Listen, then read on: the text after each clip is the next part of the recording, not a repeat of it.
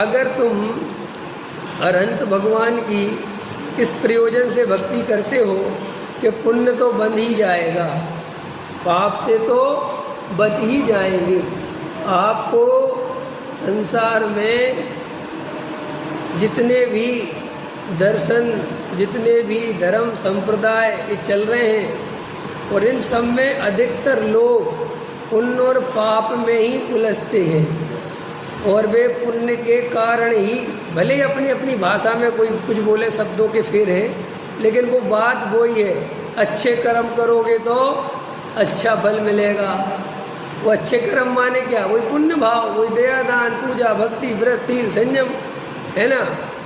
तो बहुत सारे लोग जिनेंद्र भगवान की भी पूजन, अतिशय क्षेत्रों पे भी जाना, सिद्ध क्षेत्रों पे भी जाना, अधिकतर तो पुण्य के लिए ही जाते हैं। उस पुण्य बनेगा, अच्छे कर्म बनेंगे, इस भाव से जाते, इस भाव से जाते हैं। तो देखो टोडामल जी कहते हैं अगर कोई जीव इस प्रयोजन से अनंत आदि की भक्ति करता है तो देखो ये तीव्र कसाय होने के कारण, कौन सी कसाय है? ये मंद कसाय नहीं है। ये अंदर में निर्णय करो, ये मंद कसाय नहीं है कि हम जिनेंद्र भगवान से कुछ सांसारिक वांछा के हेतु उनकी भक्ति करते हैं, उनकी पूजा करते हैं। तो ये कभी नहीं सोचना कि साहब ये तो मंद कसाय तो है। काहे की मंद कसाय है? और आपको और एक इम्पोर्टेंट बात सुनो, कसाय की मंदता, कसाय की तीव्रता, देखो दिनेश जी इसमें सिद्ध होगा, इस बात में सिद्ध होगा, परिणामों से डिपेंड नहीं करती। क्या कहा? बहुत इम्पोर्टेंट कहने वाला हूँ ये बात राजेश जी। अपन को लगता परिणाम परिणाम, देखो यहाँ क्या लिखा, अभिप्राय खोटा है। क्या है? अरे भाई जब वो जिनेंद्र भगवान की भक्ति कर रहा है तब तो अच्छे ही भावों से कर रहा है ना, है? कोई ऐसा थोड़ी कह रहा पुत्र दे दो, ये दे दो, थोड़ी कह रहा है वो तो ओ है ना, बढ़िया बड़ी क्षण भर निज रस को पी चेतन मिथ्यामल को धो देता है, वो देता है, बढ़िया बोल रहा है कि नहीं? ऐसी बात कह रहा है बढ़िया। अब वो कह रहे हैं टोडामल जी साहब से अपन को प्रश्न करे कि साहब परिणाम और क्रिया तो बराबर कर रहा है, तीव्र कसाय क्यों कहते हो? तो कहते हैं कि उसका अभिप्राय ठीक नहीं है। इसलिए देखो भाई, अपने अभिप्राय को पहचानना सीखो। मैंने 1000 दफे कही होगी ये बात, और हमेशा कहता रहूँगा कि जब तक जीव अपना अभिप्राय नहीं पकड़ना सीखेगा, जब तक जीव ये नहीं देखेगा कि ये कार्य मैं क्यों कर रहा हूँ, ये क्या अभिप्राय है मेरा, तब तक वो अपनी भूल नहीं निकाल सकता। क्योंकि भूल अभिप्राय की है। भूल काहे की है? अभिप्राय की। मान्यता, विपरीतता, विपरीत, ये सब बातें कहाँ पड़ी हुई हैं? परिणाम में नहीं, काहे में पड़ी हुई हैं? अभिप्राय में। देखो पुण्य और पाप दोनों आश्रव है कि नहीं है? बोलो, हम सबको बात है समझ में आती है कि नहीं? फिर भी हम सम्यक दृष्टि क्यों नहीं है? क्योंकि हमारी मान्यता में वो बात नहीं जमी। खेल काहे का है? श्रद्धान का। खेल काहे का है? सम्यक दर्शन को मोक्ष महल की प्रथम सीढ़ी कहते हैं। सम्यक दर्शन को दंसण मूलो धम्मो, ख्याल में है ना, मूल है, इसके बिना आगे की बात नहीं बनेगी। इसीलिए हमें आगे की बात पे ज़्यादा विचार ना करके पहले सम्यक दर्शन का सम्यक पुरुषार्थ ही करना चाहिए। ख्याल में है ना? उससे तुम्हारी, तो देखो क्या कह रहे, पुनश्च इस प्रयोजन हेतु, अब वो किसी से कहेगा नहीं कि हमारा ये प्रयोजन है, और अंतरंग में वो प्रयोजन कोई तजारा जी जाता है, अपन को किस प्रयोजन से जाते हैं? भक्ति से जाते हैं। क्या बोलेगा वो? हैं? हमें भाव आते हैं, हम भक्ति से जाते हैं, लेकिन अपन उसको अंतरंग से अगर पहचानते हैं कि जे किसी ना किसी लालच से जाता है। किसी ने कह दिया कि व्यापार बढ़ता है, ख्याल में है कि नहीं आया? और दूसरे के पढ़ने लग गए। वो जाता था, कई लोग इसलिए जाने लगे गुरुदेव श्री के पास, यार ये गया था, आया जब से क्या पता क्या चक्कर है। कई सच्ची, ये कोई मजाक नहीं है, संसारी जीव ऐसे ही चलता है, ऐसे ही सोचते हैं, क्या बात है, क्या बात, वहाँ जाते क्या चक्कर। तो वहाँ किसी से कहा तो किसी ने तो ऐसे तक आरोप लगा दिए कि वहाँ ये लोग पैसा बंटते हैं, पैसे लेने जाते हैं, समझ उनका धर्म मानने के हैं। जैसे वे आदिवासियों को क्रिश्चियन बना रहे हैं ना, पैसा दे देंगे, ख्याल में आया। तो कई लोग गए, वहाँ कई लोग गए थे, तो कुछ है नहीं। तो फिर बोले साहब क्या है, बोले साहब बात ये नहीं है, वो जो तत्व समझाते हैं वो बहुत शुद्ध तत्व समझाते हैं और परिणाम निर्मल होते हैं।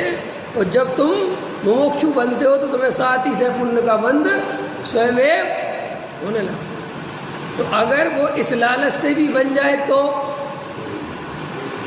तो भी अभिप्राय वही का वही है, ख्याल में ना। यहाँ क्या कहते हैं, अरहंतादिक की भक्ति करने से भी तीव्र कसाय होने के कारण पाप बंद ही होता है। इसलिए अपने को इस प्रयोजन का अर्थी होना योग्य, अपने को माने मुझे, मेरे को, क्यों, अरे हमें शुद्धात्मा की चर्चा मिल गई, हमें ज्ञायक भगवान आत्मा सुनने समझने मिल गया। अब हम सांसारिक प्रयोजन से, लौकिक वांछा से अरहंतादिक के पास नहीं आएंगे, हमें कोई लेना देना नहीं है। हम तो इनके पास शुद्धात्मा के दर्शन के ही प्रयोजन से आएंगे। तो देखो क्या कहते हैं, योग्य नहीं है अरहंतादिक की भक्ति करने से, ऐसे प्रयोजन तो स्वयं में भी। अरहंतादिक की भक्ति करी तो पुण्य बंधेगा कि नहीं बंधेगा, और पुण्य बनेगा तो तुम्हारे प्रयोजन सांसारिक स्वयं में पूरे हो जाएंगे। जी अच्छा बता दिया, समझ गए नहीं। ऐसा भी अपन गुड़ा भाग लगाने में तो अब एक बात आओ, इसमें टोडा मिली साहब क्या करे। सत्य तो यही है कि भाई जो अरहंतादिक की भक्ति वास्तव स्वरूप के अर्थ में करेगा तो पुण्य तो से बनेगा, नहीं बनेगा ऐसा तो नहीं है। और जब पुण्य बनेगा तो वो उदय में आएगा कि नहीं आएगा, अरे बताओ, आएगा कि नहीं आएगा। अब हमने ये बात समझानी पड़ेगी कि नहीं समझानी पड़ेगी, और हमने समझाई और तुरंत इसने छल ग्रहण किया। देखो ना, अपन को यही है भाई, लौकिक काम बन तो जाएंगे, बनी जाएंगे, कहाँ जाएंगे। अंदर बल काय का बना रहा, लौकिक कार्यों का, और शुद्धात्मा का बल नहीं आया। और ये भी कहता रहा कि हमें यही स्वीकार है कि ये कुछ करता धरता, और हमें ये भी पता है पुण्य ये है। अब इसके लिए तर्क खोजो कि साहब ये बात आप कैसे कहते हो कि हम पुण्य के वांछी हैं, हम आप कैसे कहते हो कि हम पुण्य चाहते हैं। ये देखो इसका तर्क ये है कि तुम हमेशा जब तुम्हारे पुण्य कार्य होते हैं तो तुम्हें उसे किंचित मात्र भी ना तो वो बेकार लगता है, ना वो दुखदाई लगता है, ना वो दुख का कारण लगता है। जब तुमसे कोई कहता है कि भैया आपने जो ये दान दिया है आपको साथ ही से पुण्य बंधा होगा, तो तुम्हें ऐसा थोड़ी लगता है गाली दे रहा है? ऐसा लगता है? बढ़िया लगता है। वो मन ही मन सोचते हैं 1 लाख दिया है तो 50 लाख के रूप में तो फलेगा, है नहीं समझे। आप सोचने का अर्थ वो मत लेना, अभिप्राय में, परिणाम में नहीं चलेगी ये बात, ख्याल में। हाँ, अभिप्राय जो बिल्कुल ही मूर्ख होते हैं उनके परिणाम में चलती है, जो और ज़्यादा मूर्ख होते हैं उनकी क्रिया में चलती है। जितना जितना समझदार होता है ना जीव, ख्याल में आता कि नहीं आता। छोटा बच्चा है वो क्रिया ही कर देता है, वो जानता नहीं ना कुछ भी, ख्याल में है कि नहीं। जैसा भी मान के जो छोटा बच्चा है, उसे यहाँ बैठा है, प्यास लगाई तो बोल देगा पापा प्यास लगी। वो ऐसा नहीं सोचेगा कि ऐसा बोलूँगा तो उचित नहीं लगेगा, बोल देगा। लेकिन हमें प्यास लगी हो तो हम थोड़े उससे समझदार हैं, तो हम प्यास बोलेंगे नहीं।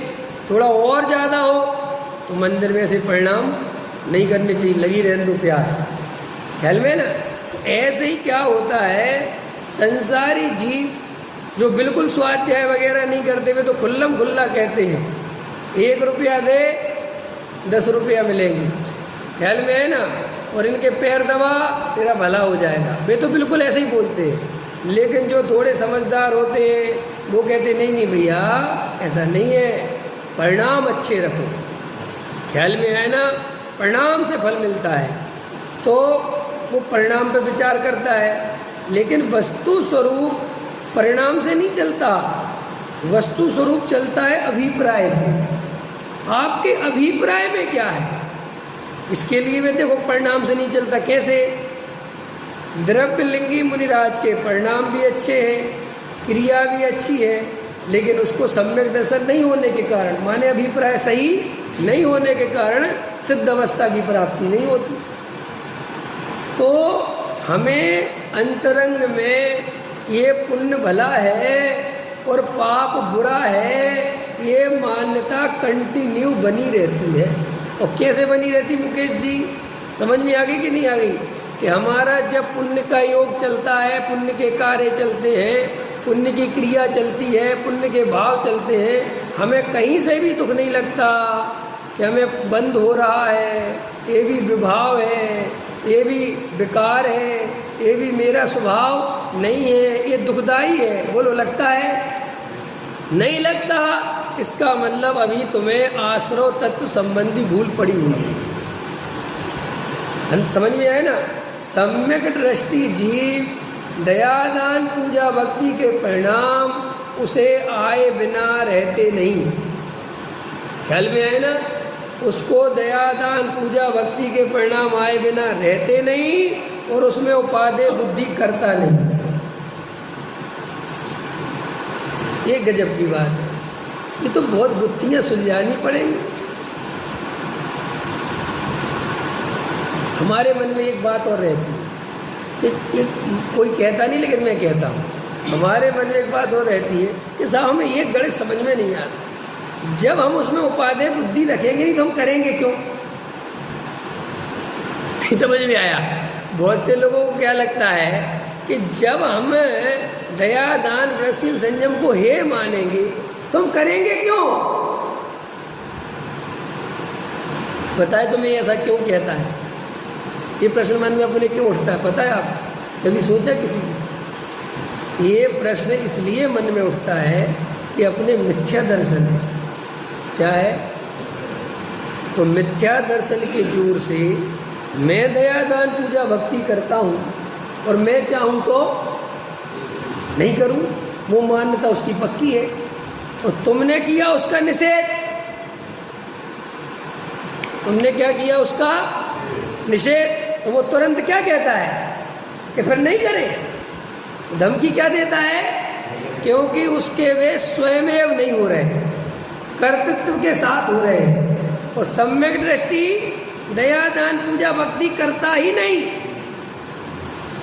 वो करने वाला बनता ही नहीं, वे होते हैं। तो जब उसका कोई निषेध करता है उसे कोई फर्क ही नहीं पड़ता। जैसे हम माँ की ममता का निषेध करें, हैं? सुनीता जी है ना, सुनीता जी का नाम याद आया। बताओ, हम माँ की ममता का निषेध करें, सही बताओ बस्तेन जी, आप भी पिता हो, जब आपके बच्चे छोटे छोटे होंगे आप कई बार समझाते हो इतनी क्यों ममता, इतनी क्यों चिंता करते होते ना। अब बेटा कहीं गया, बैठी है, भोजन किया होगा कि ऐसी ममता आती ना, तो पति समझाता है ना कि भैया कर लिया होगा, कोई बच्चा है क्या 10 साल का, इतना क्यों सोच रहे हो। लेकिन तुम कितना ही निषेध करो,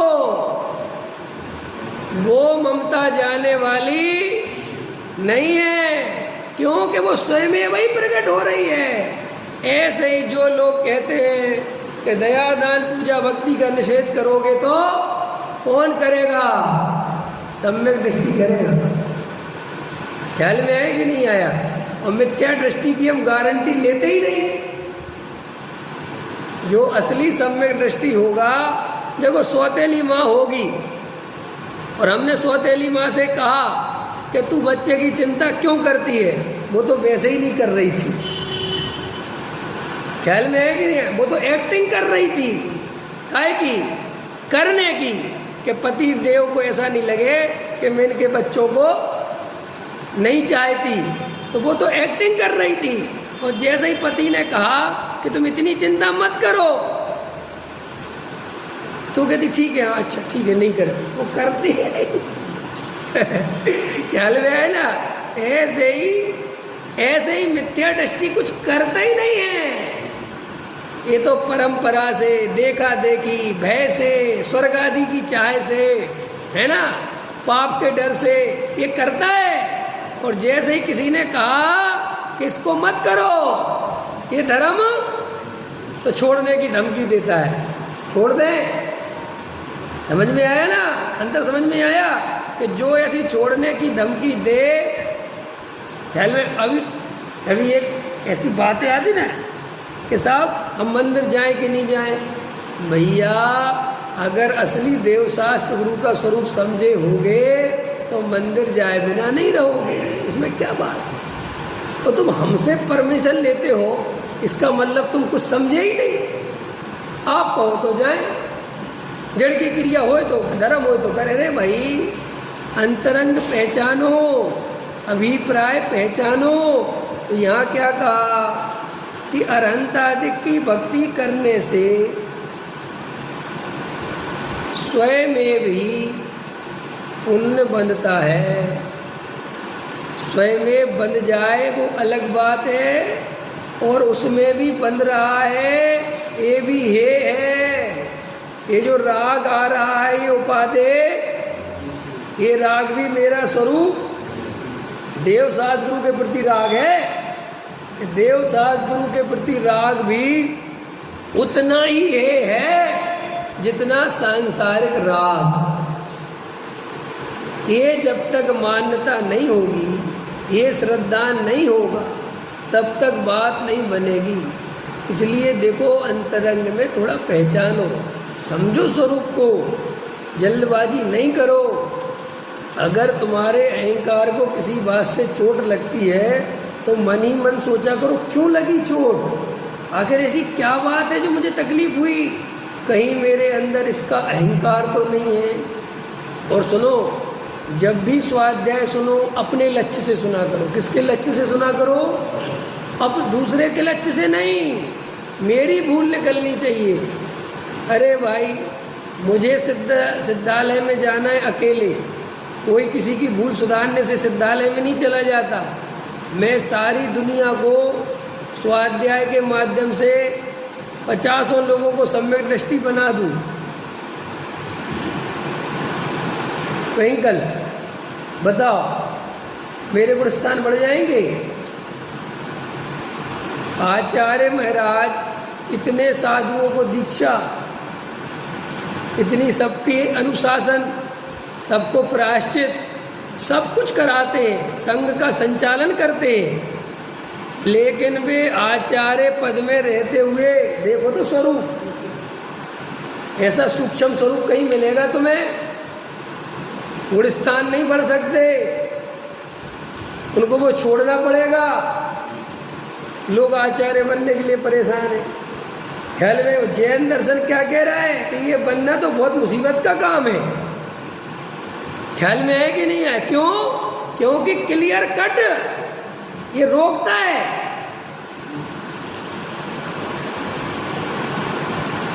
लेकिन जिनको खबर हो इस स्वरूप की, वे ही तो भागेंगे कि मुझे नहीं बनना। आपको पता है चंद्रगुप्त राजा की कहानी पढ़ी कि नहीं पढ़ी? सब अमोरे की है। देखो और देखो, जितना देख सको देखो। देखो वो कह रहे हम तुम्हें चाहते हैं कि तुम भी। अरे महाराज ये मत करो प्लीज। वो कह रहे नहीं, तुम में योग्यता दिखती, कह रहे इस योग्यता को अलग रख दो, मुझे नहीं चाहिए, मैं तो आपकी सेवा करूँगा, मुझे नहीं। ख्याल में है कि नहीं आया? ये है स्वरूप वस्तु का। जो लड़ के बनते रहे, ये तो क्लियर कट दिखता है कि कुछ नहीं पता। अंदर समझ में आया? अरे ये भगवान आत्मा की बात, अपने स्वरूप की बात जब तक इस जीव को अनुभव से नहीं जमेगी तब तक कुछ नहीं होगा।